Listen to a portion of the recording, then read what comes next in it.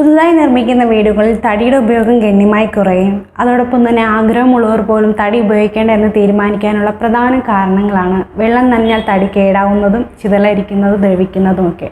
എന്നാൽ ഇതിനൊരു ശാശ്വതമായ പരിഹാരമുണ്ടെന്നത് മിക്കവർക്കും അറിയാത്ത കാര്യവുമാണ്. സീസണിങ്, കെമിക്കൽ ട്രീറ്റ്മെൻറ്റ് പോലുള്ള പ്രോസസ്സ് വഴി നമുക്കിതിന് പരിഹാരം കാണാവുന്നതാണ്. തടിയുടെ ഈടും ബലവും കൂട്ടാനും കേടാവുന്നത് തടയാനുമൊക്കെയുള്ള ശാസ്ത്രീയമായ മാർഗ്ഗങ്ങളാണ് സീസണിങ്ങും കെമിക്കൽ ട്രീറ്റ്മെൻറ്റും. നേരിട്ട് വെള്ളവും വെയിലുമായി സമ്പർക്കത്തിൽ വന്നാൽ തടി കേടാകാനുള്ള സാധ്യത കൂടുതലാണ്.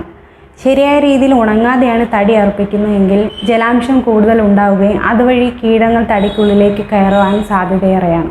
മാത്രവുമല്ല, അന്തരീക്ഷത്തിലെ ചൂടും തണുപ്പും വ്യത്യാസപ്പെടുന്നതിനനുസരിച്ച് തടി ചുരുങ്ങുകയും വികസിക്കുകയും ചെയ്യുന്നു. ഇങ്ങനെ സ്റ്റെബിലിറ്റി നഷ്ടപ്പെടുന്നത് തടി പൊട്ടാനും തടിയുടെ ആയുസ് കുറയാനും കാരണമാകുന്നു. ഇത് ഒഴിവാക്കാനുള്ള മാർഗ്ഗമാണ് വുഡ് സീസണിങ്. തടിക്കുള്ളിലെ ജലാംശത്തിൻ്റെ അളവ് സന്തുലനാവസ്ഥയിൽ എത്തിക്കുകയും അതുവഴി പൊട്ടലോ സങ്കോച വികാസമോ വരാത്ത രീതിയിൽ തടി ഉണക്കുകയും ചെയ്യുന്ന പ്രോസസ്സാണ് വുഡ് സീസണിങ്. 12 മുതൽ 14 എന്നതാണ് നമ്മുടെ കാലാവസ്ഥയിൽ തടിയുടെ EMC, അതായത് equilibrium moisture content. കിലൻ drying chamber എന്ന പ്രത്യേക അറയ്ക്കുള്ളിൽ സൂക്ഷിച്ചാണ് തടി സീസണിങ് ചെയ്യുന്നത്.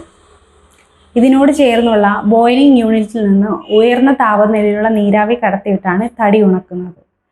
8 മുതൽ 12 ദിവസം വരെ തടി ഈ ഒരു ചേംബറിൽ സൂക്ഷിച്ചു വയ്ക്കണം. 18 അടി നീളമുള്ള തടി വരെ ഈ ഒരു ചേംബറിൽ ഉണക്കിയെടുക്കാവുന്നതാണ്.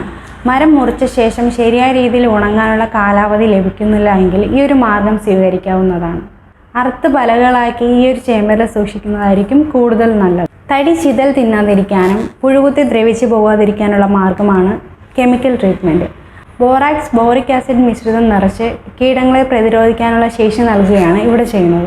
കെമിക്കൽ ഇംപ്രിഗ്നേഷൻ വാക്യൂം പ്ലാന്റ് എന്ന മെഷീനാണ് ഇതിനായി ഉപയോഗിക്കുന്നത്. മെഷീനിലെ പ്രത്യേക അറയ്ക്കുള്ളിൽ തടികൾ അടുക്കി അതിനുള്ളിലേക്ക് മിശ്രിതം നിറയ്ക്കുകയും അതിനുശേഷം പ്ലാന്റിലെ മർദ്ദം വളരെ താഴ്ത്തുകയും ഈ താഴ്ത്തുന്നതിനനുസരിച്ച് തടിയുടെ ഘടനയിൽ അയവ് വരുത്തുകയും ചെയ്യുന്നു. അതിനുശേഷം മർദ്ദം ഉയർത്തുമ്പോൾ തടിക്കുള്ളിലേക്ക് ഈ മിശ്രിതം കടക്കുകയും ചെയ്യുന്നു.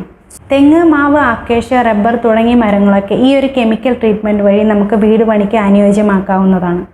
സാധാരണ രീതിയിൽ 2 മുതൽ 4 മണിക്കൂർ വരെ ട്രീറ്റ്മെൻറ്റ് പ്ലാന്റുകളിൽ തടി സൂക്ഷിക്കേണ്ടതാണ്.